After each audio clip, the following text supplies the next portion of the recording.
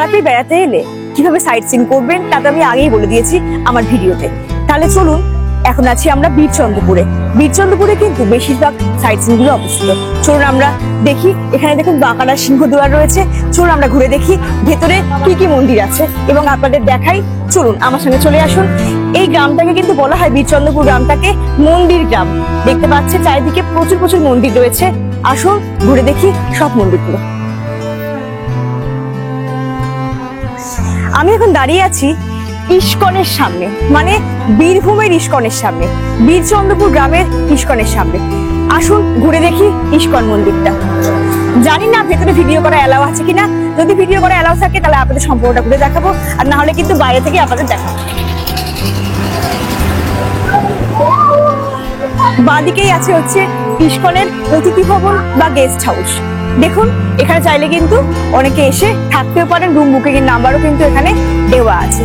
আর ডান দিকে দেখতে পাচ্ছি আমরা, এটাই কিন্তু সেই বীরচন্দ্রপুর ইস্কন এক চক্র মন্দির বা এক চক্র ধাম। চলুন ঘুরে দেখি। আমি এখন দাঁড়িয়ে আছি ইস্কন এক চক্র মন্দিরের ঠিক সামনে। আমার পিছনে দেখা যাচ্ছে সুন্দর ইস্কন এক চক্র মন্দির।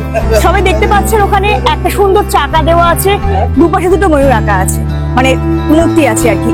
এই চাকায় কিন্তু মনে করা হয় মহাভারতের কুরুক্ষেত্র যুদ্ধের সময়ের একটা চাকা নাকি এখানে এসে পড়েছিল বলে এখানে তৈরি করা হয়েছে এক চক্র মন্দির। আবার এটাও কথিত আছে যে পঞ্চ পাণ্ডবদের 5 পাণ্ডব কিন্তু এই বীরচন্দ্রপুর গ্রামে এখানে এসে সময় কাটিয়েছিলেন এবং ভীমের দ্বারা কিন্তু বগ রাক্ষস এখানে নিহত হয়েছিলেন। আসুন ঘুরে দেখি।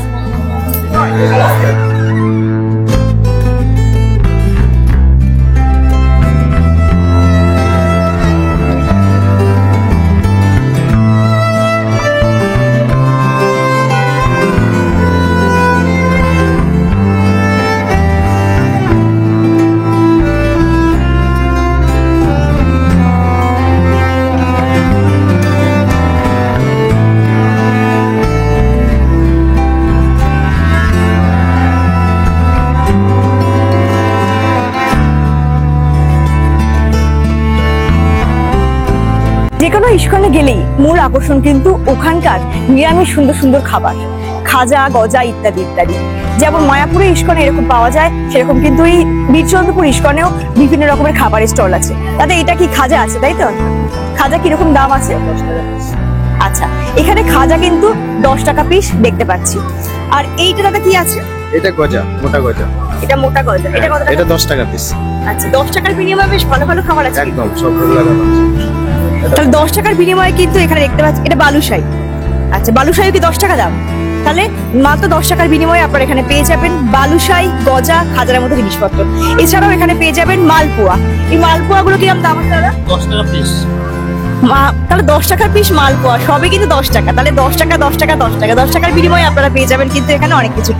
এটাও কি 10 টাকা? 5 টাকা পিস নিমকি। আচ্ছা, এটা কি ভেজিটেবিল চপ নাকি? 10 টাকা পিস।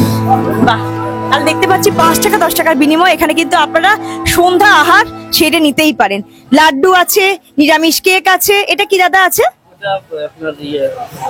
রাবড়ি নাকি না পায়েস? রসমালাই। আচ্ছা, রসমালাই কিরকম দাম? 40 টাকা। আর রয়েছে রসগোল্লা, ল্যাংচা, কালো জামের মতো বিভিন্ন সব আইটেম। চলুন এবার ঘুরে দেখি ইস্কনের বুক স্টলটা। আসুন দেখে নি বুক স্টলে কি কি পাওয়া যাচ্ছে। এটা হচ্ছে ইস্কনের বুক স্টলটা বা বইয়ের বিভিন্ন সম্ভার। এখানে কিন্তু আপনারা চাইলেই বিভিন্ন শ্রীকৃষ্ণের বিভিন্ন রকম বই, বিভিন্ন মেডিটেশনের বই কিনে নিতেই পারেন। সঙ্গে কিন্তু রাধা কৃষ্ণের বিভিন্ন বিগ্রহের ছবি আপনারা কিনে নিতে পারেন। দেখুন গীতার জন্য বিভিন্ন স্ট্যান্ডও কিন্তু এখানে পাওয়া যাচ্ছে। আর রয়েছে প্রভুপাদের সুন্দর ছবি, যা কিন্তু আপনারা বাড়ির জন্য কিনে নিয়ে যেতেই পারেন। প্রভু বাঁকাড়ায়ের শ্রী মন্দির এই দিকে। চলুন তাহলে ঘুরে দেখি। যাওয়ার পথে কিন্তু পড়বে আপনাদের জগন্নাথ মন্দির। আসুন ঘুরে দেখি জগন্নাথ মন্দির। এই জগন্নাথ মন্দির কিন্তু পুরীর জগন্নাথ মন্দিরের আদলে তৈরি। দেখুন ঘুরে কিরকম লাগছে। আসুন, এখানে রয়েছে সিংহদ্বারে রয়েছে কিন্তু একটা বিশাল বড় সিংহের মূর্তি। এই যে গেটের দুপাশে রয়েছে কিন্তু সুন্দর সিংহদুয়ারের 2টো সিংহের মূর্তি। আসুন ভেতরে প্রবেশ করি।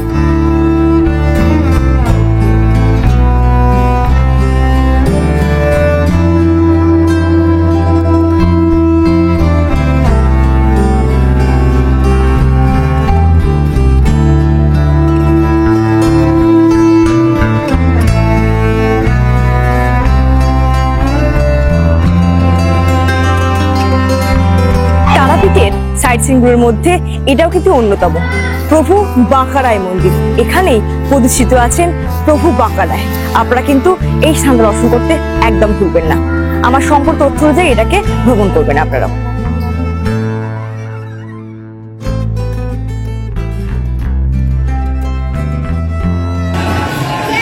বীরচন্দ্রপুর ইস্কনে বেড়াতে এলে কাছাকাছির মধ্যে আপনারা নিতাইয়ের জন্মস্থান গৌরী মঠ, এছাড়াও হাটুপাড়া আশ্রমও কিন্তু দেখে দিতে পারেন।